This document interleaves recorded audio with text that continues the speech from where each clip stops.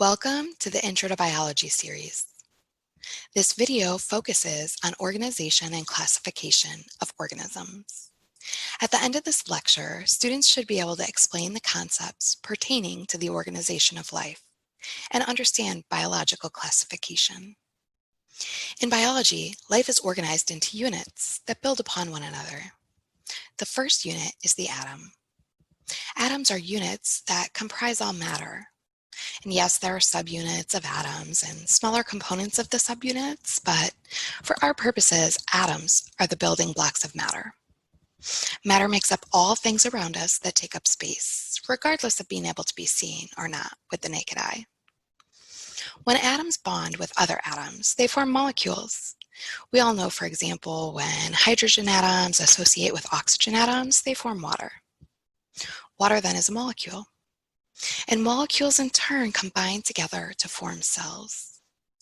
Cells are the smallest individual components of life itself.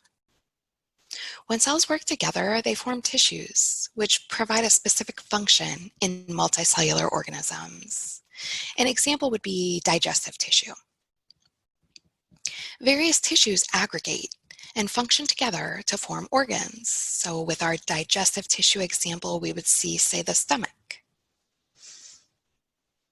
Multiple organs work together to create a system.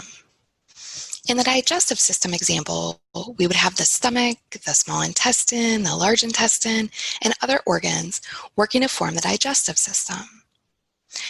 Finally, when we see multiple organ systems such as digestive, nervous, circulatory, respiratory, all working together, we form an organism.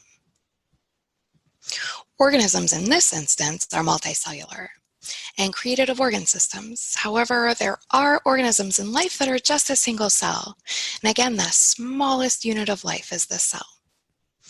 The organism is an individual, so say a zebra. But what happens when we see organisms grouping together or living together? The organizational unit with these organisms of one type living in one area is a population. But then we see a population of, say, zebras all living in one area on a savanna, and then we see a population of antelopes. So these antelopes and these zebras live together in a community. When we add the non-living things like the air and the sunlight and rocks into the community, we now have an ecosystem.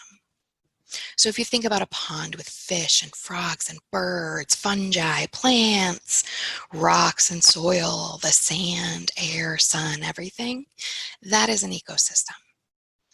And then when we have multiple ecosystems throughout a single place, our case the Earth, we form the biosphere. Various types of life include archaea, which are ancient bacteria, and eukarya and bacteria. It was long thought that these divisions of life were connected in a tree structure, like a family tree. So you'd have your grandparents, and then you would have your parents plus your aunts and uncles. And then you would have you and your siblings and all of your cousins. And then you would have your children and all of their cousins, right? In this linear fashion. But with mounting evidence of life, we see that the branches aren't really just straight line branches. They're more of a crisscross between the different domains at certain points in life's history. And we've come to realize that life exists in more of a web than in a straight tree fashion. There are two types of organisms that make up all of life: prokaryotes and eukaryotes. Prokaryote literally means before nucleus.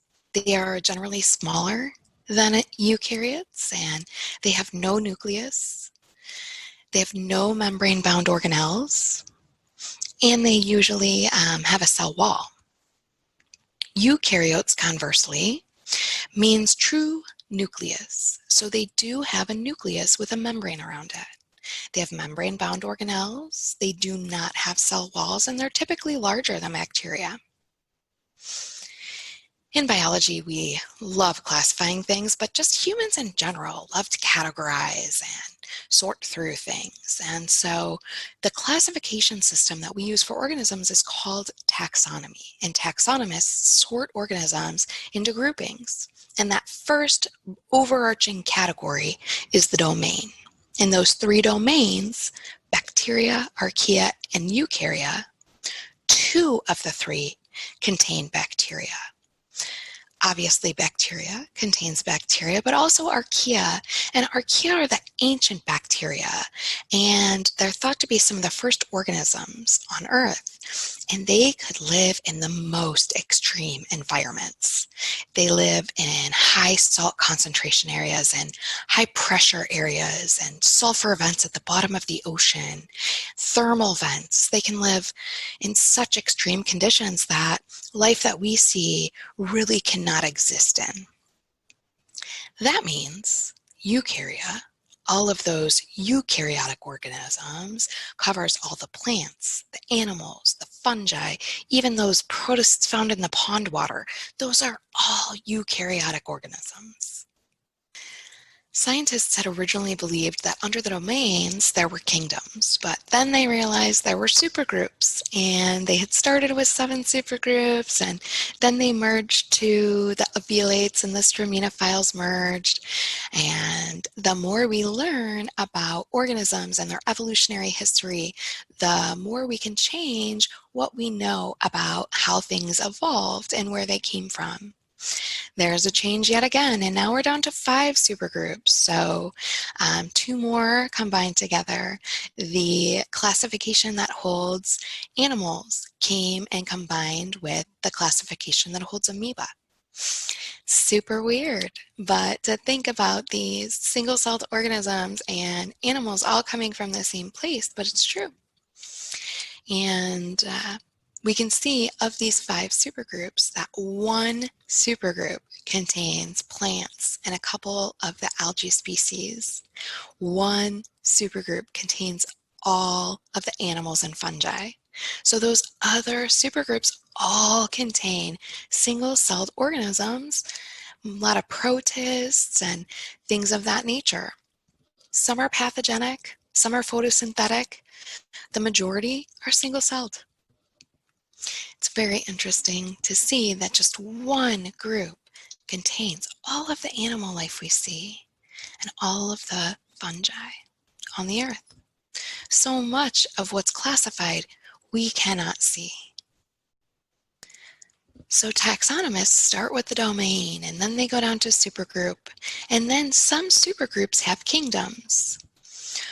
We can see that the Chromalveolata have kingdoms. They have the alveolates and the ciliates. So they have things like paramecium and dinoflagellates, the plankton that cause the red blooms, right? They have straminophiles, which are like the golden brown algae, and some diatoms, which are beautiful to look at. They look like glass that's just cracked, made with silica walls. They're so pretty. Then we have a supergroup that's Rhizaria, and it's mostly unicellular, but it contains these amoeba-like organisms that have like spindly, sharp needle-like projections coming out of them. And they contain a couple other forms of plankton, things like Foraminifera and Radiolaria. And then we finally see Archaeoplastida. And these are where we see the green and red algae and the plants, land plants, finally, right? And then the amoebozoa and our Pisthacantha come together to form one supergroup now, and they have kingdoms underneath them as well. And they are the amoebas, which are those organisms that move with that like false foot. They shift their cytoplasm and their cell membrane moves around. It's almost like they're walking, but it's just cytoplasmic movement. And then all of the animals and all of the fungi. Taxonomy uses the classification groupings to narrow the field of relatedness. So after supergroups, the eukaryotic organisms fall into smaller and smaller groupings. And under eukarya, when we are going down the animal path, we can see things like kingdoms there. But some of the classification of supergroups don't have kingdoms under them, but all of them have subcategories. And so these include phylum, class, order, family, genus, and species. So if you look at the chart, you can see that a clownfish is classified in the big overarching groups with plants, animals, protists. And these organisms drop off as they lower and lower down the hierarchy. So they narrow. With the kingdom level, we lose a lot of protists. And phylum, we drop off the fungi or the mollusks. Class, we eliminate some of the vertebrate lizards and other things. Then order, we eliminate a lot of those marine animals, the skates and the rays. Then further down the taxonomic scale, we can see less and less organisms are grouped together. So the smaller the grouping, the closer two organisms are in taxonomic relatedness. So the more closely they're related evolutionarily. We refer to an organism of one species by its two-part name. For example, we are Homo sapiens. This naming system is referred to as binomial nomenclature, but it's also often referred to as a Latin name.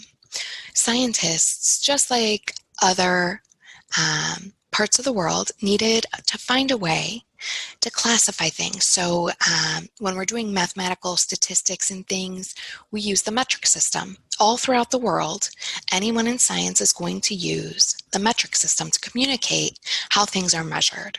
The same thing is for classification. We have all kinds of organisms that are classified, and we needed to find a way for them to be understood throughout the world. So the scientist who created the Latin name or binomial nomenclature, his name was Carl Linné. And he actually, upon creating the system, gave himself a Latin name. So he goes by Carolus Linnaeus. So then we finally have this universal language for all scientists to be able to name organisms. So like imagine if I'm studying brown bears, right? And I live in America, so I'm like, these are grizzly bears. And someone, a scientist in Ireland, is studying these brown bears and they're like, these are the fluffy bears. So we're writing these reports and reading each other's work, and I'm like, oh, a fluffy bear, I'm not sure what that is. And they're like, a grizzly bear, what on earth is that, right? But realistically, we're talking about the exact same thing. So to communicate effectively amongst ourselves, we needed a core concept naming system.